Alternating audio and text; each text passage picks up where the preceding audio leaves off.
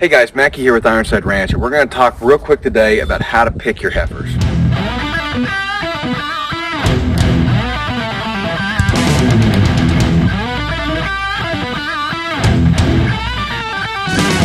Grass-fed heifers are a little bit different than grain-fed heifers. Grain-fed, where they're looking for different characteristics when they cull their cows. And so your ideal culling rate is going to be about 10 to 15% culling per year. That's where you want to be at.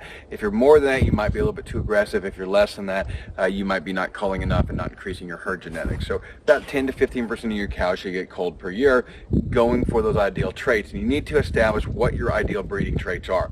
Now you can see right here with these cows, we got 3 heifers right here and 1 steer right there.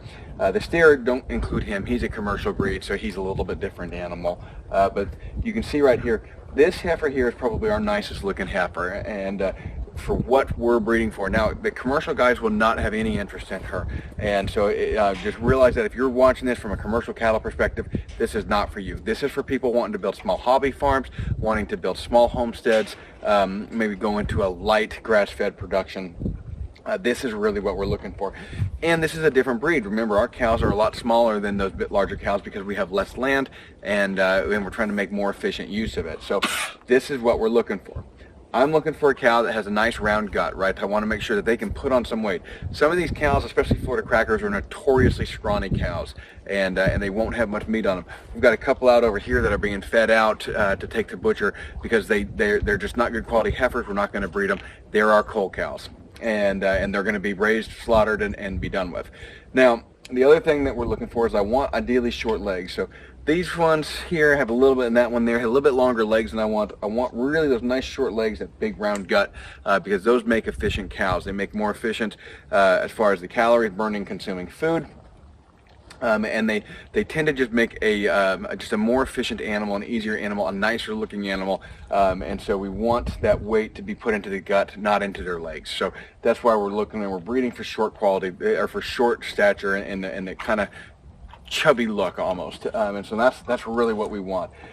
They've got a little bit more bone around them than I like. That's because it's winter time and they're on hay, and so they'll start gaining that back here as soon as the spring lush comes in, and they'll start looking a little bit better.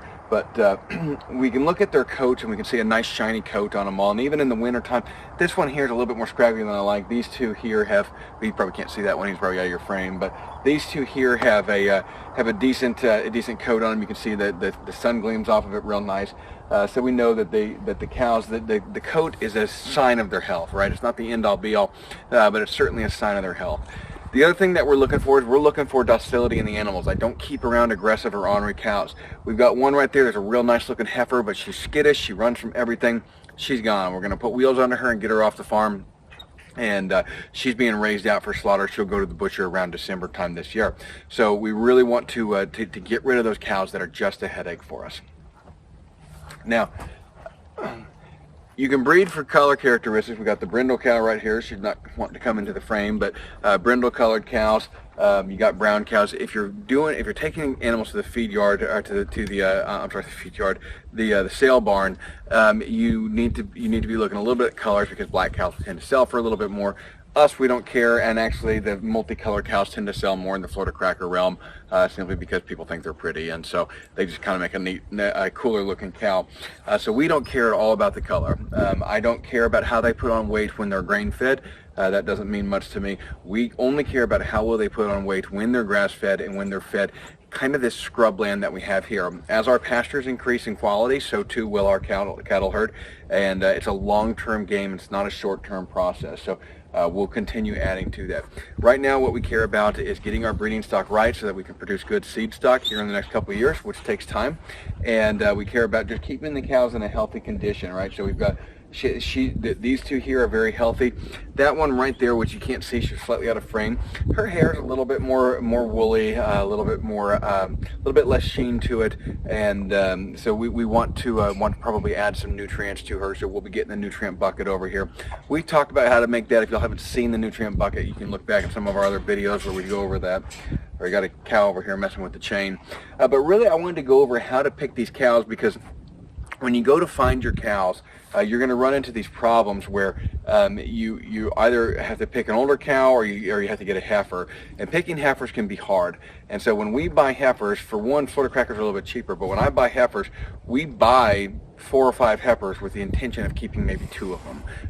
And even those 2, one will probably end up getting culled the year after. And so as they grow and have children and everything, we continue to cull them and create a better, more diverse herd that has a lot higher quality of the traits that we're looking for.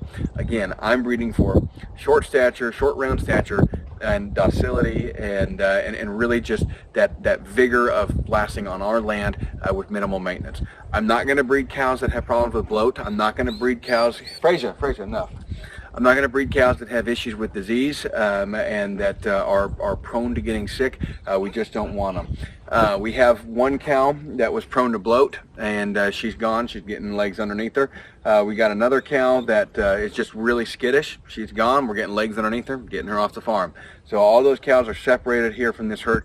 So these actual 1, 2, 3, 4 heifers are actually going to be the only ones that we're breeding. There is a 5th one over there that if she puts on weight well will be a possibility, and we're currently looking for some more heifers that meet our requirements. We're actually now looking more towards cows that are about 3 years old. That's really where I want to be breeding these cows at, and at that point in time it allows me to see what that cow is going to look like, so I'll have a better idea what type of calf is going to drop. So, hey Sweet Pea. See, this is why we look for nice docile cows. Hey. So that's what y'all are looking for. I hope that helps you kind of figure out if you're trying to get started with your little farmstead. Again, commercial operation is a whole different animal. My kids actually know a lot more about that than I do because they do all the 4-H stuff that teaches them how to pick commercial breed cows. We're looking for different things. Our next video, we are going to talk a little bit how to pick a bull, so I'm going to stop this one, jump right over, and we'll talk about the bull. All right, y'all, this is our bull, and you can see he's got his winter coat on him, so he looks a little bit more scraggly. He has a little bit better looking coat here in the summertime. This is not an ideal pick for a bull, but Florida cracker bulls are very, very hard to find real good quality ones. Ideally, what we're looking for is, again, same characteristics we're looking for in the heifers. We're looking for short cows with a nice round gut, and that's what we want to see. We want to see those breeding characteristics. We want a nice docile cow. So this one, he's relatively skittish. He won't let me really near him, but he's also not showing any signs of aggression. There are characteristics that we will breed for selectively over the course of the coming years. Things like lots of hair on their sheath, lots of hair on their nuts, and things like that. We want to kind of cull those traits out of there. We want to make sure that we're getting rid of traits that are just generally undesirable in cows, but the big things that we're looking for is, again, round gut, short legs, and docility. Now with the bulls, you can see he's got a little bit more leg on the rear end than I would like. I would like him to be a little bit more aggressive stance, but his dad had really good characteristics, and so we're hoping that those will pass down, and then eventually we'll pull a bull from our own herd and use that one. And there'll be a little bit of line breeding in here with them. And so again, the line breeding, again, we're getting into a whole different ball game, and so we can talk a little bit more about that. But bottom line is these animals have been line bred for thousands of years. Me adding a few more centuries to it is probably not going to hurt anything. So, but you have to know a little bit more about what you're doing and be a little bit more careful about it. You can see over here we have some more heifers. These are some ones that are going to be culled. These are not meeting our breeding requirements. This is our real friendly gal here. She kind of just follows me around whenever I'm up here. But that bull is, like I said, he's probably about a 70% solution to what we're looking for. The bull is the most important animal you're going to pick because that bull is 50% of your herd, and we want to always pick good quality bulls. But if you're limited, especially when you're doing these rarer breeds, these heritage breeds, it can be kind of hard to find what you need exactly. So we're left with our options of picking the best bull that we could find, and in this case bull calf, and over time we will add to that calf and just to continue to develop them by using bulls out of our herd. We're getting a bull here in about 3 or 4 weeks that again doesn't meet all the requirements. It's actually probably not as even nice quality as this one, but he has some good characteristics, and he's grass fed, very disease resistant, so he has a lot of the characteristics that we're looking for, he'll be added to our farm to kind of offset and help there and get us some more genetics inside the farm. This bull's probably not going to be ready to breed till next year, so we got to have one now for this year.